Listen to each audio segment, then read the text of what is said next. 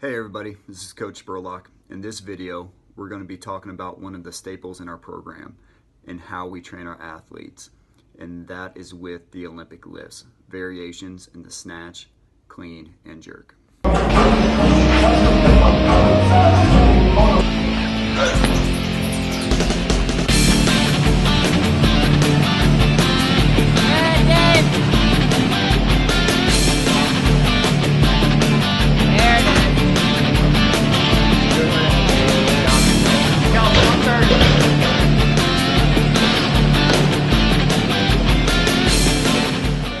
Two components of our philosophy here at UK is we want to make sure we are increasing the power output in our student athletes, and we are also improving their athletic ability in the weight room.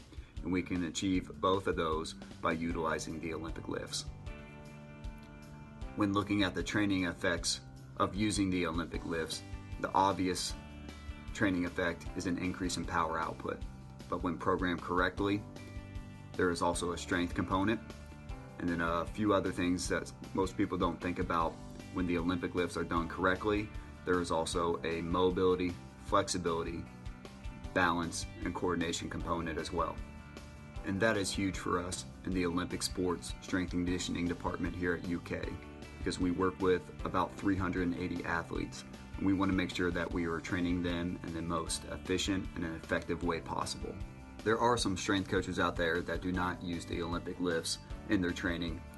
One of the reasons might be is that it does take a long time to learn, teach, and perfect those movements.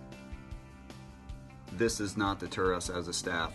All of our strength coaches, past and present, take a great amount of pride in performing, teaching, and coaching the Olympic lifts in all of their variations.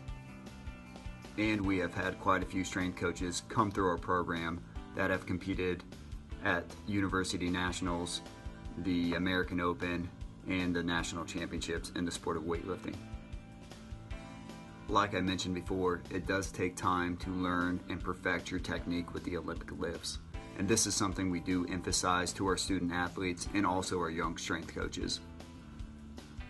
One thing that I do feel is unique about our program here at UK is that when our student athletes walk through our doors on day one, they are taken through an orientation process, which is about 2 to 4 weeks long, where they are learning everything they need to know about our weight room and our strength and conditioning department. And a big part of that is them learning the Olympic lifts and how to do them properly. And we want to make sure within an athlete's 4-year career that they are improving not only how much weight they're moving, but also how efficiently they're moving the barbell by improving their technique.